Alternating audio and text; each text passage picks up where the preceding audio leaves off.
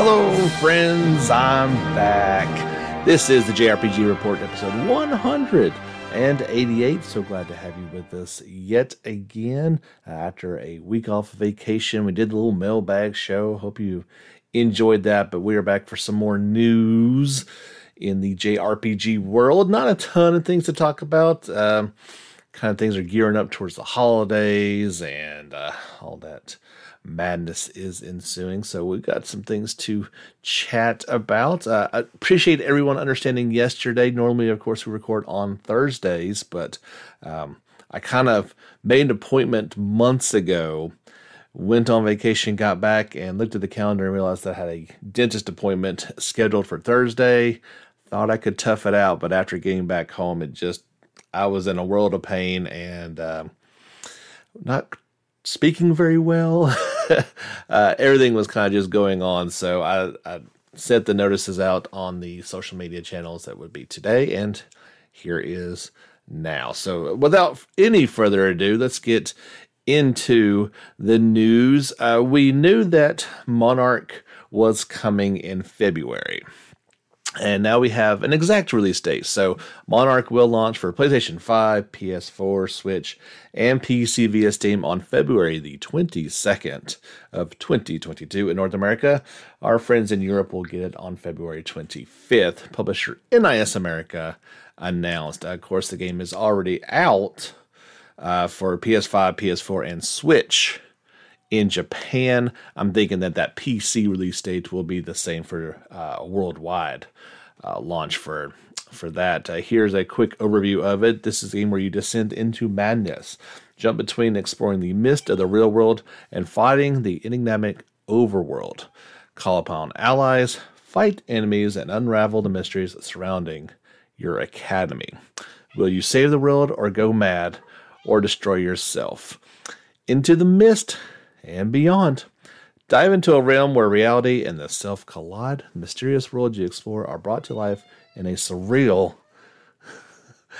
dark neo-fantasy style with intricate character designs and evocative settings. And you'll use the power of your ego to customize the appearance and abilities of your friends.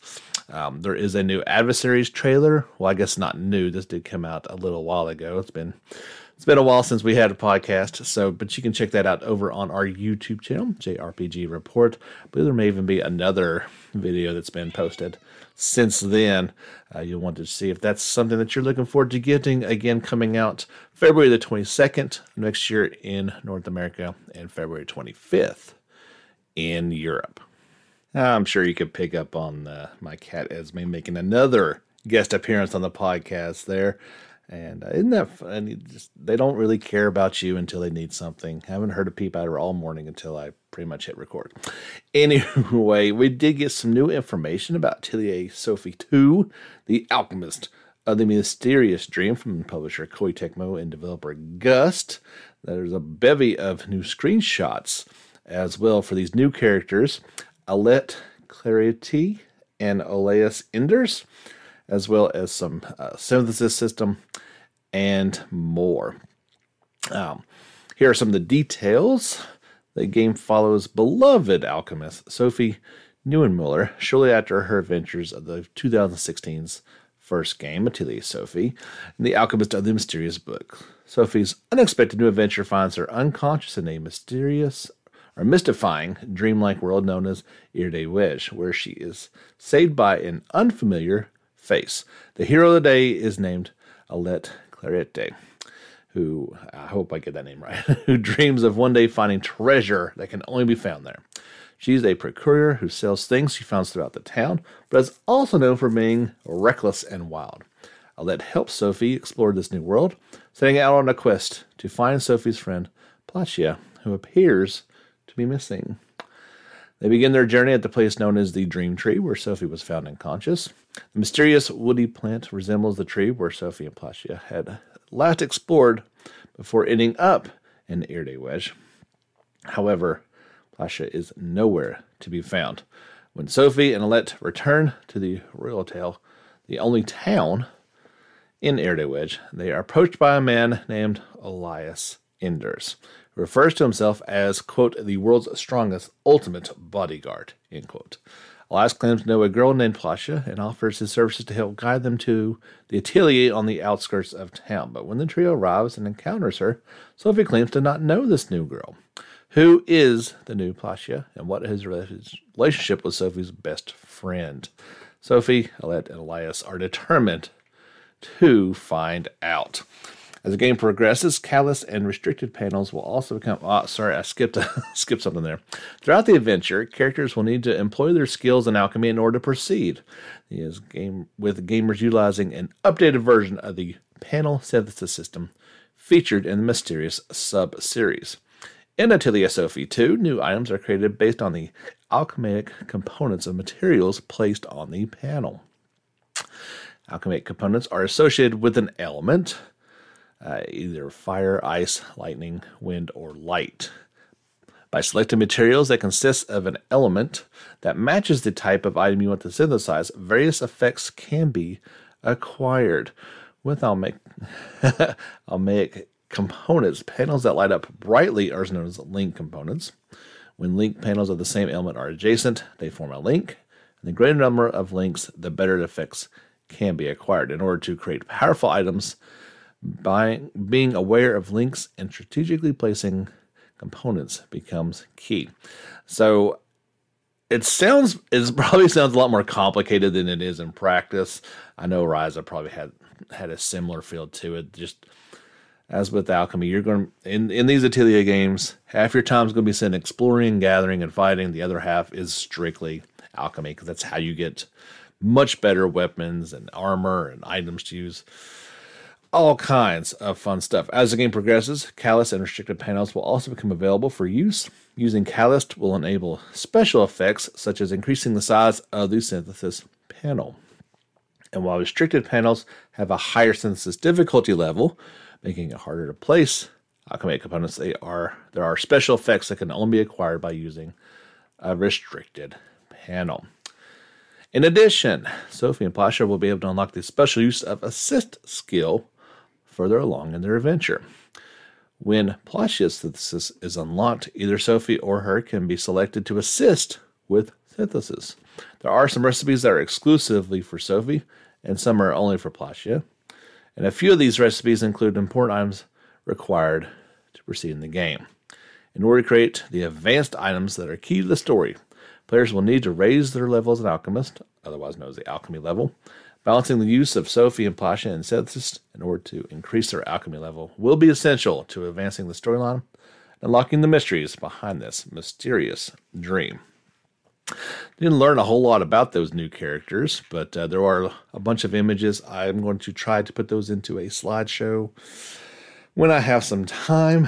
Time's kind of at a premium right now, but so you can at least get a good look at these new characters shaping up. So I guess that brings 4 to the party. I'm greatly looking forward to this one. It's probably the next new game I'm going to get, unless I get, something at Christmas. But yeah, Atelier Sophie 2, The Alchemist of the Mysterious Dream, is due out for PS4, Switch, and PC via Steam on February 24th in Japan, worldwide the next day. We got our first look at gameplay footage for Dragon Quest X Offline, Rise of the 5 Tribes. Okay, let me say that again. Dragon Quest X, Rise of the 5 Tribes Offline, during the latest PlayStation Japan's Play broadcast. Of course, this was in Japanese. This is from publisher Square Enix and developer BB Studio. I kind of snipped out those gameplay segments. I believe it was around 8 minutes long. You can check that out on our YouTube channel if you're curious. To me, it kind of has a Dragon Quest VII feel to it, especially the remade DS version of that. But it's kind of got a look all of its own as well. I'm not sure a whole lot behind what this game is going to entail. And of course, there's a small possibility that this makes it to the West. There's a 0% chance we get the online version. There's at least a chance that this is coming. It is due out for PS5, PS4, Switch, and PC via Steam on February the 26th of 2022 in Japan. Let's let that kind of happen and see how things go, and then we'll see if this thing's going to come west or not. I mean, I can't even tell you if it's really worth it to come west. It is a very odd game, and you know, an MMO, online only, made into an offline version. So we'll just have to wait and see. It's interesting, but again, it kind of looks more like a DS offering than what we've been accustomed to, like with Dragon Quest 11. Obviously, it's an older game. It's been out for a long time in Japan. But if you're curious how it looks, and I was certainly curious as to what it looked like, you can check that out, like I said, on our YouTube channel. The Monster Hunter series hit a couple of sales milestones. First up, Monster Hunter World shipments and digital sales have now passed 20 million. Of course, that includes both Monster Hunter World and its expansion, Iceborne. Some big numbers for Monster Hunter. Not surprising in the least bit, especially, you know, in Japan. It is a huge series, and but that's a big number. Also, there was news that Monster Hunter Rise's sales have now surpassed 7.5 million units worldwide. That's quite a bit of units sold. And keep in mind, this game has not come out on PC yet. It'll release in January for PC. So I have a feeling this number could be reaching 10 million here before too long. So yeah, Monster Hunter continuing to sell at a very fast pace.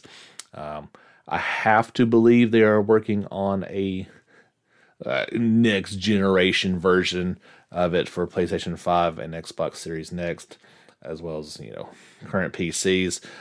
Will it be a World 2 or another new entry in it? It's kind of hard to say, but Capcom is always working on that next version, especially with these sales numbers. How you can't really blame them whatsoever. NIS America had an announcement the other day, and they are bringing the Switch version of the action RPG Crystar to the West in spring of 2022. Of course, this game is already out worldwide for PC and PlayStation 4. So this is the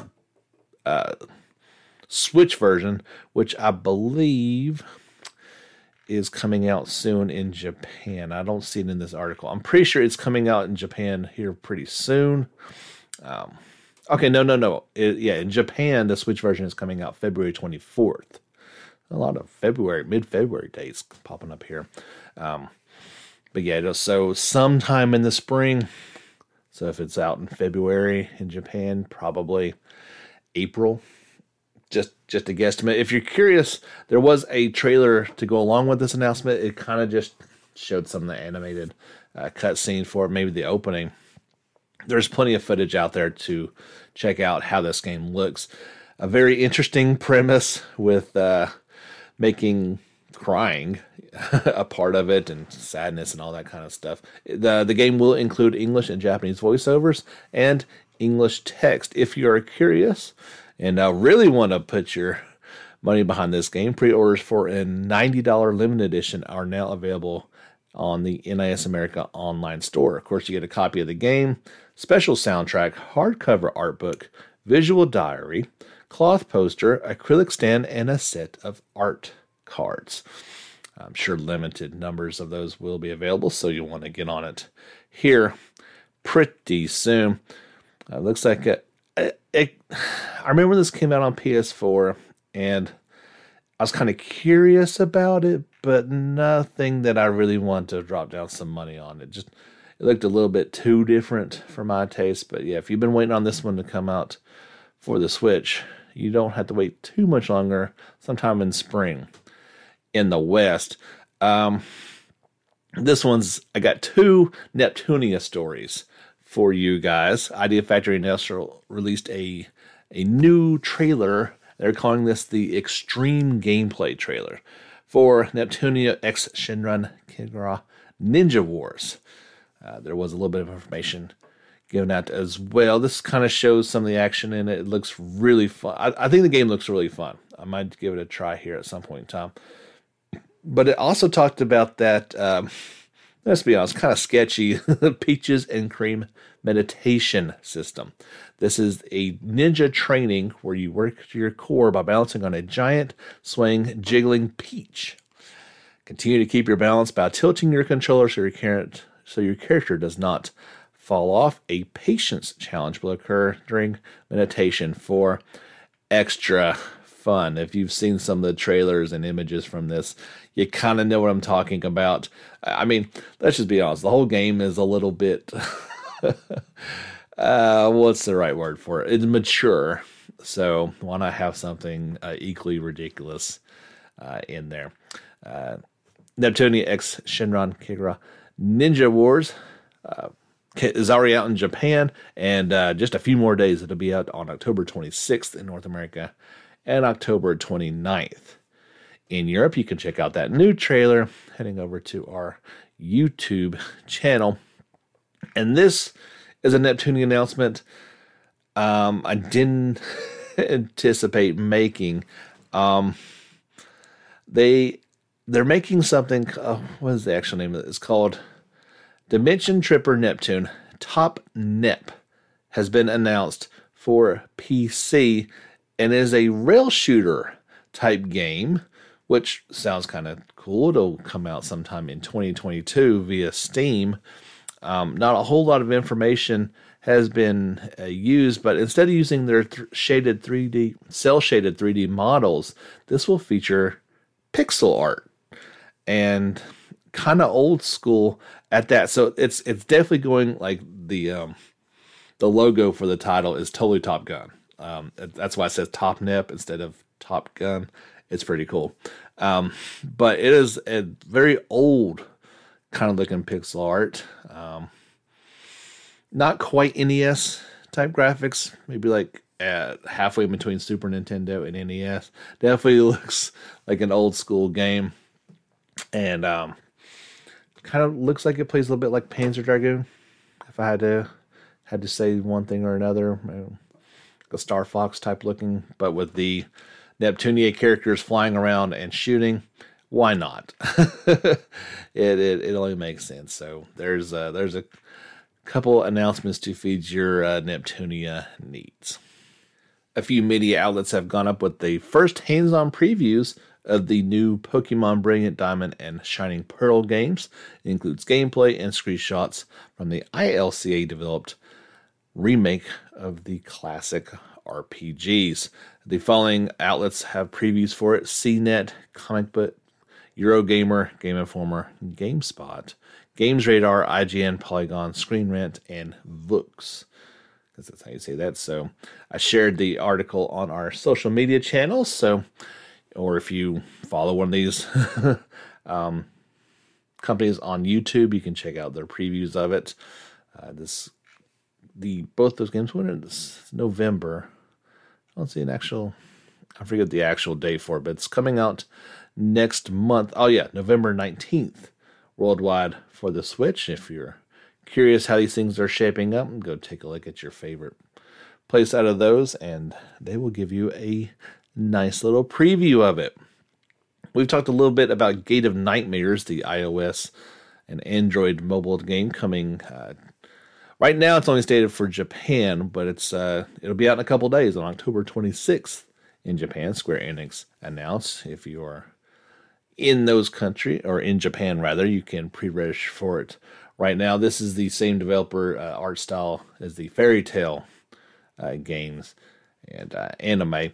No word yet on a worldwide release or not. The game doesn't look bad at all. I'll be honest. There was a announcement trailer. You can check it out and see what you think about it. I mean, it's a mobile game. Don't get me wrong, but for that, I don't think it looks too shabby. As soon as if we hear about a worldwide release, I will let you know what that is. Rune Factory 5. If you're looking forward to picking this up, there is a special edition for it. Of course, they just announced it's coming out in Japan in May.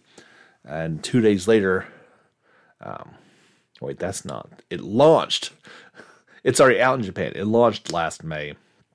It's due out March 22nd in North America and March 25th in Europe. They're putting out a special edition. They're calling the Earthmate edition. Limited edition. It will be priced at $79.99. Pre-orders are open through the Xseed Game Store and participating retailers.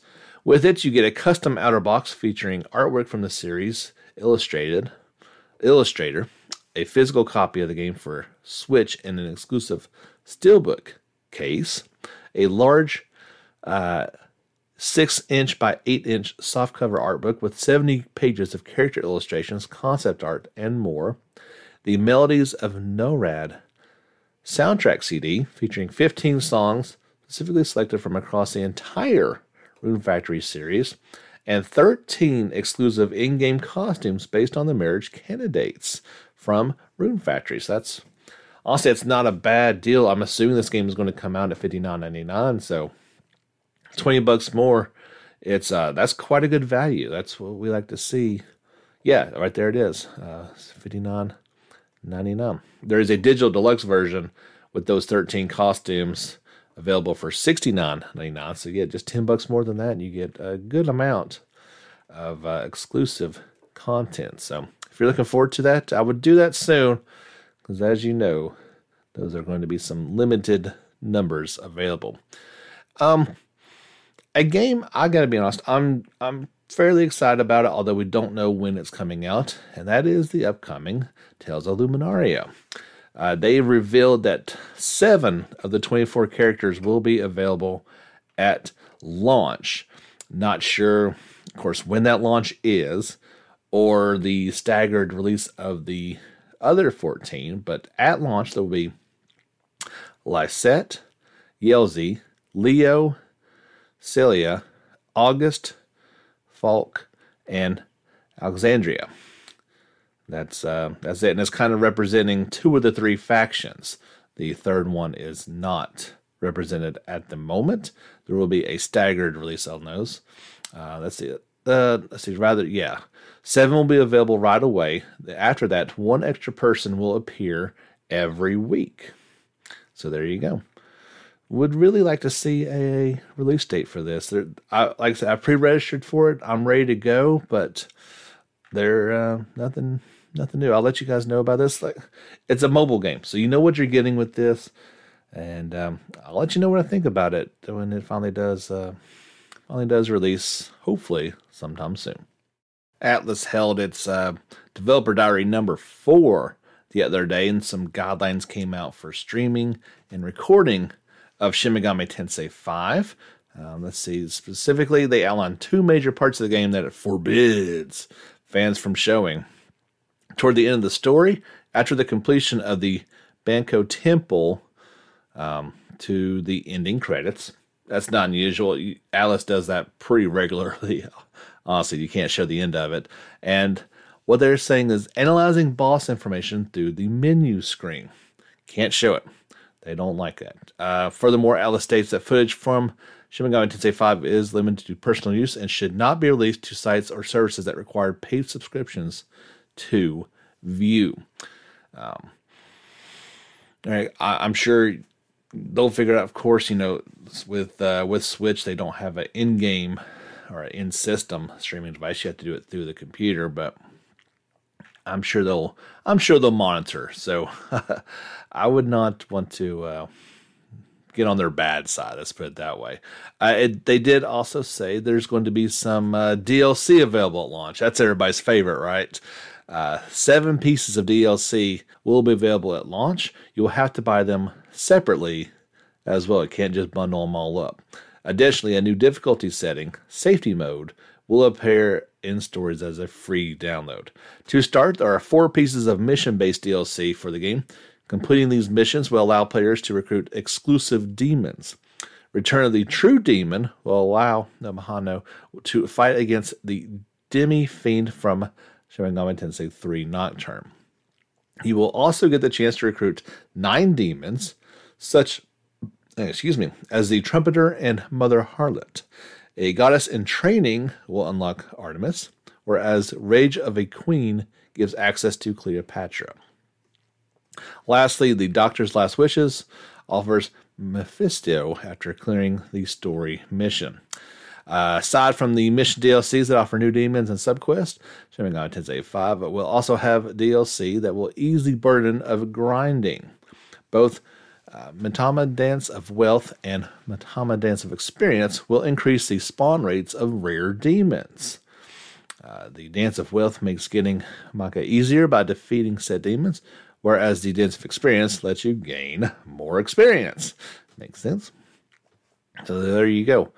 These are fairly cheap. The Return of the True Demons is listed at 980 yen, whereas the other ones are a little bit cheaper at 450, going down to 350, just depending on how much you want to spend on these things. We kind of saw this with Tales of Arise too, where there was some paid DLC that would make things a bit easier as far as gaining more experience and the such. And I'm guessing that's going to be more and more popular. As easy mode does make things easier, but if you want to play, on the regular difficulties, but still need a little bit of help, you got to pay for it. That's the world that we live in. Shin Megami Tensei 5 will release on the Nintendo Switch in Japan on November 11th, and the next day, November 12th, in the rest of the world. We talked a few weeks ago about the upcoming Aerith Play Arts figure from Square Enix from Final Fantasy VII Remake, as was shown in her beautiful red dress. Well, you can't have Aerith without having Tifa, right? So now the Play Arts Kai dress version of Tifa will make its appearance. The standard edition goes for $142. Yeah, $142. So if you're watching this on our video version, you are seeing images of it. There's even a short little video that kind of shows it. It's stunning. Like I said, with Aerith, it is the same that you saw in game has been represented in statue form. It's a lot of money, even with all the attachments and how gorgeous it looks. $142 for a action figure is quite a bit of money. But yeah, there's no doubt that it is stunning. And you like to see these type of quality artworks, you can get this on the Square Enix store. It is on pre-order right now. It will release in June of 2022. We've got some other Final Fantasy news to cover here. Square Enix revealed the upcoming Final Fantasy XIV Letter from the Producer Live. The next one will feature information on the upcoming Endwalker expansion. The broadcast will be on November 5th at 7 p.m. Well, that's not right. If it's 7 p.m. Eastern time, it'll be later. I don't know. Anyway, it's on November 5th. They'll get their times right eventually, I'm sure. And November 6th. It just depends on where you are at in the world. It will have information on the expansion. Details have not been disclosed in full yet. That broadcast will be available on YouTube and Twitch with live English interpretation available as well. Which makes sense since Endwalker is coming out on November the 23rd. So if you're a Final Fantasy XIV fanatic, I'm sure they'll have some information about when that is. So as it's listed right now, it's November the 5th at 7 p.m. Pacific time, 9 p.m. Eastern time. So this article is not right. Those would be different. And it's saying the next day at 2 a.m. GMT. I'm not sure what that would be for what the Japan Central Time is. So there's some confusion over the times here. Like I said, it's November the 5th or the 6th at the latest, wherever you're at. Check out those times if you're wanting to see it. Don't know if there's going to be any Final Fantasy at this or not, but I'm sure there will be something interesting. On October the 27th at 2 p.m. Pacific time or 5 p.m. Eastern time, there will be a new State of Play from Sony Interactive Entertainment. It will be on YouTube and Twitch. The broadcast will focus on announcements and updates for upcoming third-party games, for PS5 and PS4, including new looks at previously announced games, plus a few reveals from Sony Interactive Entertainment's partners around the world. If you've been watching these state of plays ever since they started doing them games upcoming for PS5, as a Sony fanboy, yeah, I know, unapologetic. I think they've been extremely impressive. The Nintendo Directs have been really good as well, but rarely do these things not have something that gets you kind of excited for these upcoming games. And hopefully this one will be no different. Now, will it have JRPGs in 20 minutes? If one of those is not Final Fantasy 16, I'm going to say probably not. We'll just have to see if that's the case or not. But fingers crossed. So whatever is shown, if there is some JRPG news, it'll be on next week's podcast. We have one final story to talk about, and we're going back to the Final Fantasy well to talk about it. We just got the pixel remasters for Final Fantasies 1 through 6. Final Fantasy IV game designer and scenario writer Takeshi Tokata wants to create a pixel remaster or a 3D remake of FF4 The After Years. In an interview with Famitsu, he discussed his work on various past remakes of the game and the most recent pixel remaster. Additionally, he expressed interest in an FF4 remake on par with the FF7 remake. That would be pretty interesting. Here is his quote. I would like to do a modern re-release at some point, maybe in a full remake with 3D graphics and voices, like the Nintendo DS version. I would also like to be a pixel remaster. To be honest, not that many people played Final Fantasy IV The After Years, but I do want to prepare an environment for people to play it on modern platforms. That would be including myself. I've not actually played that. I've got the DS version, which I'm 99% sure. I knew it was on the PSP version.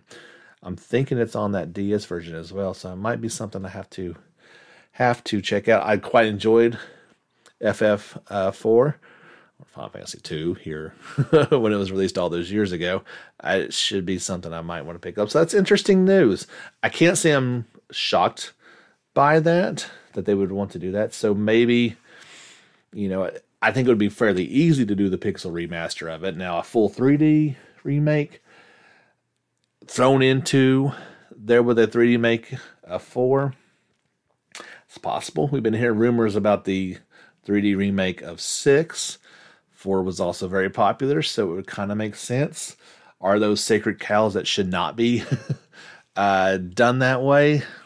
That's your opinion. I probably almost would agree with that maybe we shouldn't get those. But a pixel remaster sounds about right. Like you said, not many people got to experience that, so it would be a nice little, thrown on there for a couple bucks. I'm not sure how long that expansion was, but where they feel is a fair price, and I'm sure people would pick it up on PC. I have no doubt about that. So it's interesting. I have a feeling we're going to be hearing a lot more about these type of deals coming up here real soon, as Final Fantasy has a cash cow there, and they will keep milking it as long as they can. That's going to do it for episode 188. Didn't have a ton of things to talk about. We only had one cat cameo this time, so that's always good. And we'll see what we have kind of craziness in store next week. My name is James Fisher. Thank you, as always, for tuning in. And don't forget, get back out there and level up.